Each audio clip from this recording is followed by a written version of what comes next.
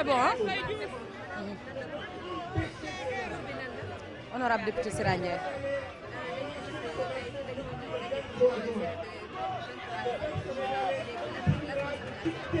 Waaw, d'abord dañuy rendre hommage ñi nga xam ne ñoo nekkoon ak ñun bi ñuy teg li nga xam ne mooy M23 te yàlla dogal nekkatuñ fi ku ci mel ni fa président Ousmane Tanor Dieng fa Mamadou Diop ku mel ni fa Ahmed Dansokho ak sénégalais yi nga xam ne dañoo génnoon ci M23 ci manifestation yi ba yàlla jël seen bakken ñooñu mënuñ leen a fàtte bu ñuy célébrer les 10 ans du M23 ma ñëwaat un peu ci histoire M23 M23 dafa am lu ko waral li ko waral mooy en 2011 jàpp 2012 ku ne xam na ne le président Abdoulaye Wade dafa jëloon benn projet de loi yóbbu ko assemblée nationale boo xamante ne président de la république pour ñu far la Sénégal léegi soo amee 25% dès le premier tour da ngay jàll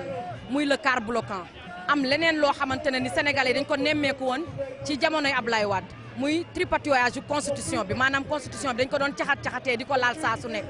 sénégalais yi jóg ak la société civile ak les partis politiques bu ñu fàtte ne tey Benno Bokk Yaakaar bii ñëw tey place de l'Obélisque ñoom ñoo nekkoon les acteurs principaux avec la société civile et le peuple sénégalais du mouvement M23 ñoo ñëwaat tey jii nag di célébrer les 10 ans donc loolu lañ doon xeex ak le président Abdoulaye Wade ba tey ñu nekk tey ci fukki at yi di ko célébrer fii tey ci place de l'Obélisque.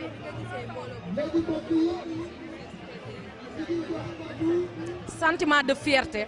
di wax ne combat bi ñu doon xeex tey jii yàlla def na nous fêtons aujourd'hui aussi la victoire de la démocratie sénégalaise nous fêtons la République parce que lañ doon xeex c'était pour la République c'était la défense pour la République c'était la défense pour les intérêts du peuple sénégalais tey mën nañu fier mën nañu am contentement bu rëy a rëy loolu moo ñu sentiment boobu moo ñu animé tey en tant que sénégalaise mais surtout en tant que élu du peuple parce que tey ñu ngi siéger au niveau du Parlement te loolu askan wi moo ñu ko jox bu ñu ñëwaatee tey di feetewaat la victoire de la démocratie la victoire du peuple sénégalais du ñu am lu dul sentiment de fierté vraiment ci li nga xamante ne moom lañ doon xeex te yàlla may ci victoire.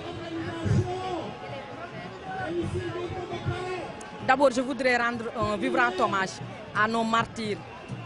à toutes les personnalités politiques de la société civile et du peuple sénégalais qui ont eu à perdre la vie lors des manifestations du M23.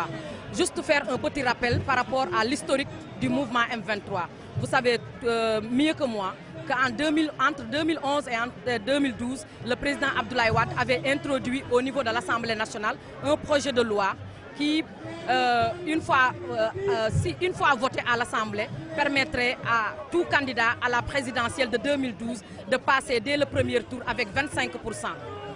Vous avez noté aussi avec moi qu'en 2012, sous Wade, nous avons vu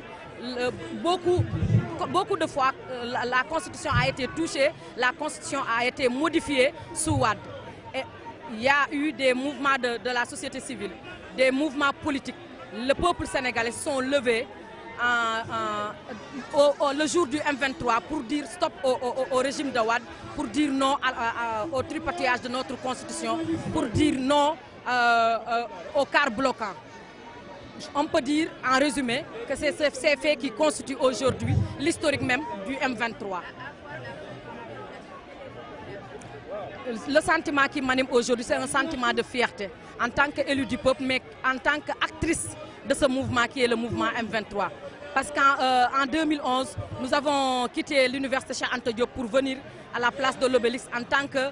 membre du mouvement des élèves étudiants de l'APR, mais en tant que membre de la COJER, de l'Alliance pour la République. Nous sommes fiers aujourd'hui de fêter la victoire de la démocratie sénégalaise, mais nous sommes fiers de fêter aujourd'hui les 10 ans du M23.